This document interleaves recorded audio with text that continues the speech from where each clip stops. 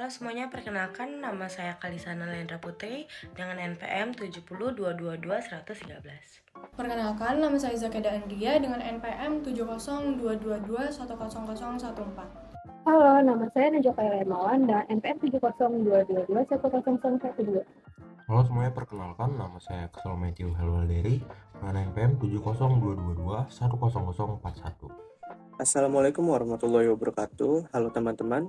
Perkenalkan nama saya Prasetyo Yosefina dengan NPM 7022210211.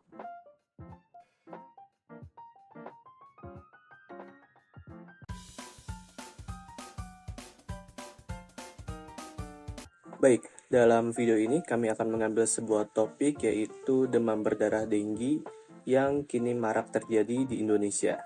Dikarenakan sudah tercatat per 1 Maret 2024 terdapat hampir 16.000 kasus demam berdarah denggi ini di Indonesia, tepatnya di 213 kabupaten atau kota dengan angka kematiannya cukup tinggi, yaitu menyentuh 124 kematian.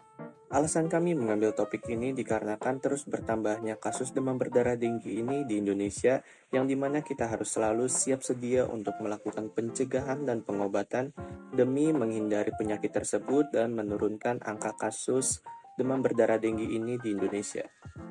Karena akhir-akhir ini lagi banyak sekali yang terkena penyakit DBD, jadi kami mengambil tema ini dengan tujuan untuk mengedukasi seluruh masyarakat Indonesia agar lebih aware dan lebih waspada lagi terhadap penyakit DBD. Karena penyakit DBD ini sangat membahayakan dan juga bisa menyebabkan kematian. Kami mengambil tema ini berisi tentang apa itu DBD dan bagaimana cara pengobatannya dan juga bagaimana cara pencegahannya penyakit DBD.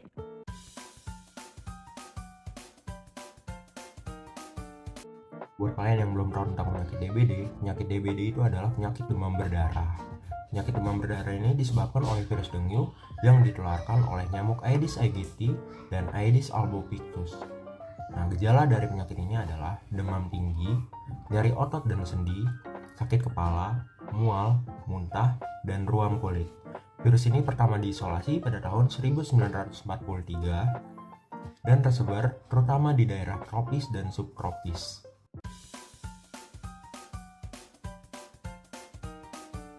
Untuk pencegahan dari penyakit DBD itu sendiri, antara lain yang pertama, bersihkan bak mandi seminggu sekali. Yang kedua, bersihkan penampung wadah air lainnya.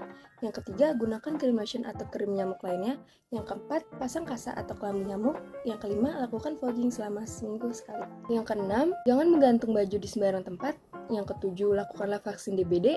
Yang kedelapan, pangkas tanaman liar di sekitar rumah.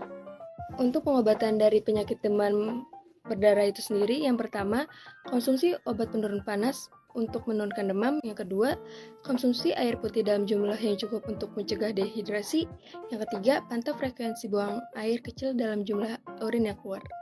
Pada umumnya, untuk penderita demam berdarah dengue atau yang lebih sering kita kenal sebagai DBD akan mengalami fase demam selama 2-7 hari. Untuk di fase pertama, ini terjadi di hari pertama sampai ketiga, yang dimana penderitanya ini akan mengalami demam yang cukup tinggi dengan suhu 40 derajat Celcius. Lalu, untuk di fase kedua, biasanya penderita akan mengalami fase kritis, yang dimana fase kritis ini terjadi 4-5 hari.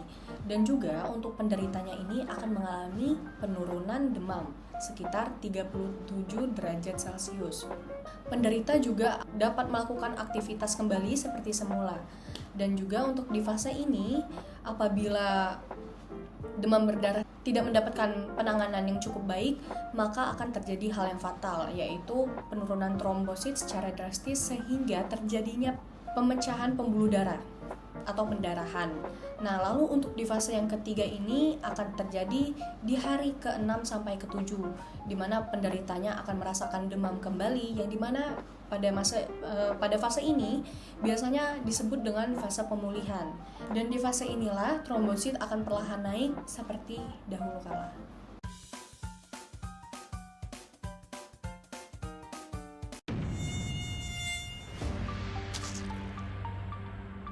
Apa itu demam berdarah dengue atau DBD?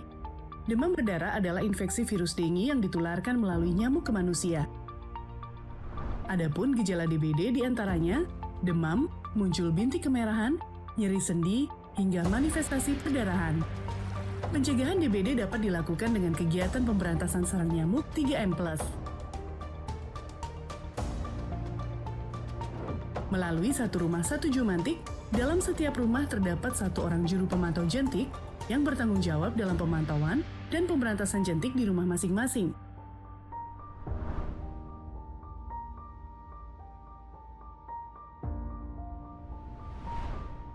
Fogging bukan cara yang efektif dalam mencegah DBD, karena fogging hanya dapat membunuh nyamuk dewasa.